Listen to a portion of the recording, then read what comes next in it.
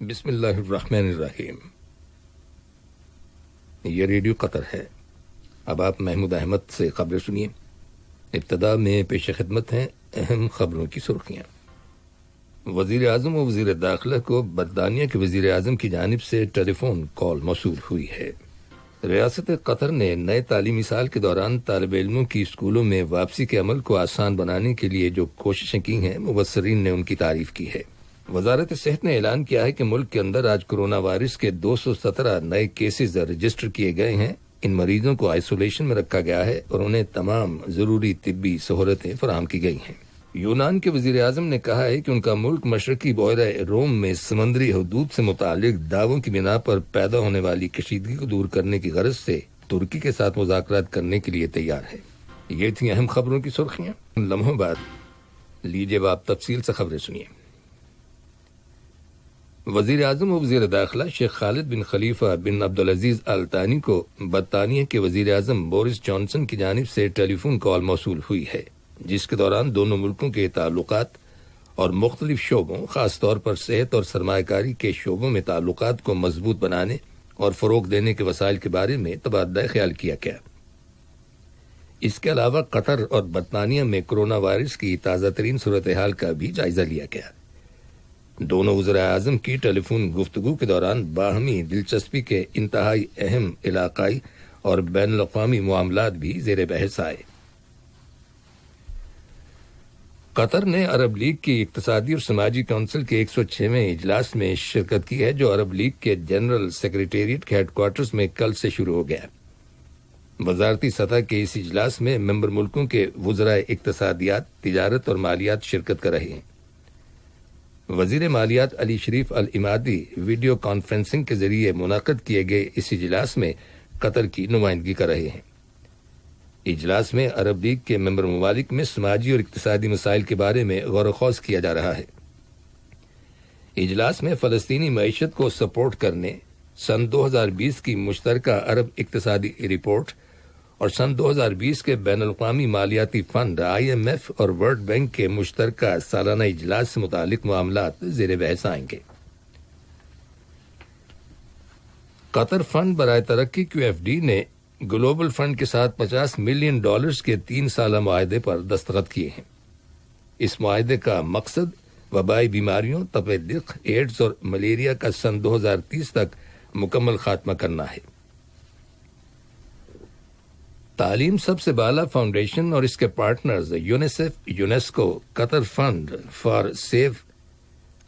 For development اور save اور future now campaign نے یونائٹ ٹو پروٹیکٹ کے نام سے ایک عالمی مہم کا آغاز کیا ہے، جس کا مقصد درس و تدریس کے عمل کو ہر قسم کے حملے اور دباؤ سے اور تعلیم سے متعلق بین الاقوامی قانون کی خلاف ورزیوں سے محفوظ بنانا ہے، تاکہ ہر شخص کے جامع، مساوی اور معیاری تعلیم حاصل کرنے کے حق کو یقینی بنایا جا سکے۔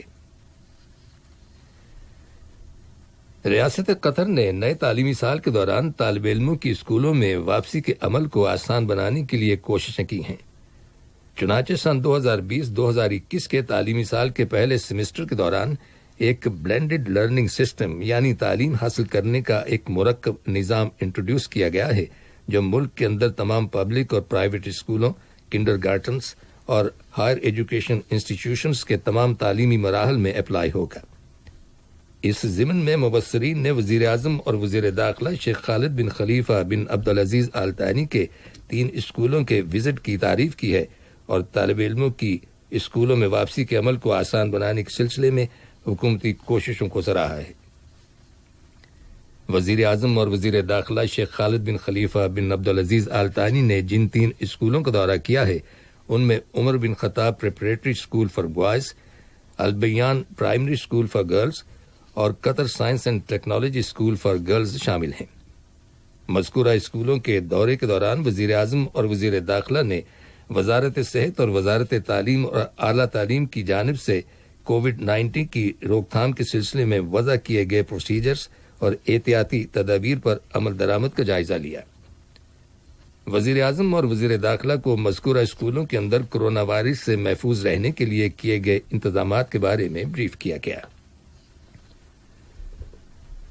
وزارت صحت نے اعلان کیا ہے کہ ملک کے اندر آج کرونا وائرس کے 217 نئے کیسز رجسٹر کیے گئے ہیں، جن میں سے 203 کیسز کا تعلق لوکل کمیونٹی سے ہے، جبکہ 14 کا تعلق ان ٹریولر سے ہے جو حال ہی میں بیرون ملک سے واپس آئے ہیں، جنہیں کرنٹین کی شرائط کے مطابق آئسولیشن میں رکھا گیا ہے اور انہیں تمام ضروری طبی سہولتیں فراہم کی گئی ہیں۔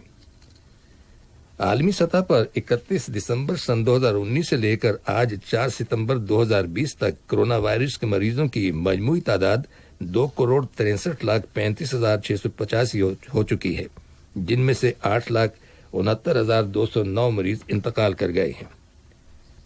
دنیا میں کرونا وائرس کے نتیجے میں 7,000 سے زیادہ ہیلتھ کیئر ورکرز کا انتقال ہوا ہے، جبکہ میڈیکل سٹاف کی اموات سب سے زیادہ میکسیکو میں ہوئی ہیں۔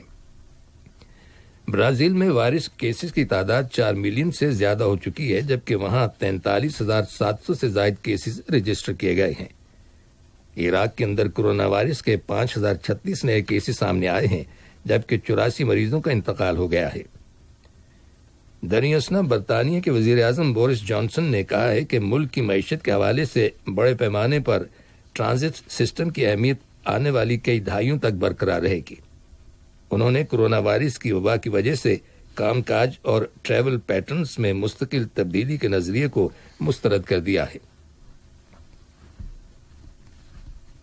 یہ خبریں ریڈیو قطر سے نشر کی جا رہی ہیں۔ فلسطین کے صدر محمود عباس نے جامع قومی مذاکرات کی ضرورت پر زور دیا ہے اور کہا ہے کہ فتح اور حماس تحریکوں کو آپس میں مل بیٹھ کر بات چیت کا آغاز کرنا چاہیے تاکہ ایک عوام اور ایک سیاسی نظام کے اصول کے تحت آپس کے اختلافات کو دور کیا جا سکے۔ سوڈان کی پاور شیئرنگ حکومت اور سوڈان کی پیپلز لبریشن موومنٹ نے، جس کی قیادت عبدالعزیز الحلو کر رہے ہیں، نئے امن مذاکرات شروع کرنے پر رضامندی ظاہر کر دی ہے۔ ان مذاکرات کی میزبانی جنوبی سوڈان کی حکومت کرے گی۔ واضح رہے کہ خرطوم حکومت نے ملک کے دیگر گروپوں کے ساتھ بھی امن معاہدوں پر دستخط کیے ہیں۔ معاہدہ شمالی اوقیانوس کی تنظیم نیٹو کے سیکرٹری جنرل جینز اسٹولنبرگ نے کہا ہے کہ ترکی اور یونان کی حکومت نے اس بات پر رضامند ہو گئی ہیں کہ مشرقی بحیرہ روم میں حادثاتی کلیشز سے بچنے کے لیے مذاکرات کا آغاز کیا جائے۔ ترکی کی وزارت خارجہ کا کہنا ہے کہ وہ نیٹو کے اس انیشیٹو کی حمایت کرتی ہے اور توقع کرتی ہے کہ یونان کی حکومت اس سلسلے میں تعاون کا مظاہرہ کرے گی۔ ترکی کی وزارت خارجہ نے حکومت کے اس موقف کا اعادہ کیا ہے کہ وہ بین الاقوامی قانون کی روشنی میں یونان کے ساتھ ہر قسم کے اختلافات کو دور کرنے کی غرض سے غیر مشروط بات چیت کے لیے تیار ہے۔ ادھر یونان کے ایک سفارتکار کا کہنا ہے کہ کشیدگی کو کم کرنے اور حالات کو بہتر بنانے کے لیے ضروری ہے کہ ترکی کی حکومت متنازع سمندری علاقے سے اپنے تمام بحری جہاز فوری طور پر واپس لے جائے۔ آج بعد دوپہر ملنے والی ایک رپورٹ کے مطابق یونان کے وزیر اعظم نے کہا ہے کہ ان کا ملک مشرقی بحیرہ روم میں سمندری حدود سے متعلق دعووں کی بنا پر پیدا ہونے والی کشیدگی کو دور کرنے کے لیے ترکی کے ساتھ مذاکرات کے لیے تیار ہے۔ امریکہ نے ایتھوپیا کو دی جانے والی مالی امداد کو جزوی طور پر سسپینڈ کرنے کا اعلان کیا ہے۔ اس کی وجہ یہ بتائی گئی ہے کہ ایتھوپیا کی جانب سے دریائے نیل پر ادیس ابابا ڈیم تعمیر کیے جانے کے سبب اس کے مصر اور سوڈان کے ساتھ جو اختلافات پیدا ہو گئے ہیں انہیں دور کرنے کے لیے سہ فریقی مذاکرات میں پیش رفت نہیں ہوئی۔ پاکستان کے وزیر خارجہ شاہ محمود قریشی نے اپنی حکومت کے اس موقف کو دہرایا ہے کہ پڑوسی ملک افغانستان میں امن کی بحالی پاکستان کی اولین ترجیحات میں شامل ہے، کیونکہ افغانستان میں بحالی امن اور اس خطے میں استحکام سے پاکستان کے مفادات وابستہ ہیں۔ معاہدہ شمالی اوقیانوس کی تنظیم نیٹو کے اتحادی ممالک نے کہا ہے کہ روس کی حکومت کے لیے ضروری ہے کہ وہ ملک کے اپوزیشن لیڈر الیکسی ناوالنی کو مبینہ طور پر زہر دیے جانے کے حوالے سے کیمیائی مواد کے استعمال کے بارے میں کی جانے والی غیر جانبدارانہ تحقیقات میں تعاون کا مظاہرہ کرے۔ یہ بات نیٹو کے سیکرٹری جنرل جینس اسٹولنبرگ نے آج اپنے ایک بیان میں کہی۔ اور جاپان کے سمندری علاقے میں ایک مال بردار بحری جہاز کے غرقاب ہو جانے کی خبر ملی ہے۔ یہ بحری جہاز جس پر 6,000 گائیں لدی ہوئی تھیں نیوزی لینڈ سے چین جا رہا تھا۔ بحری جہاز کے حملے میں آسٹریلیا کے 2، نیوزی لینڈ کے 2 اور فلپائن کے 39 شہری شامل تھے۔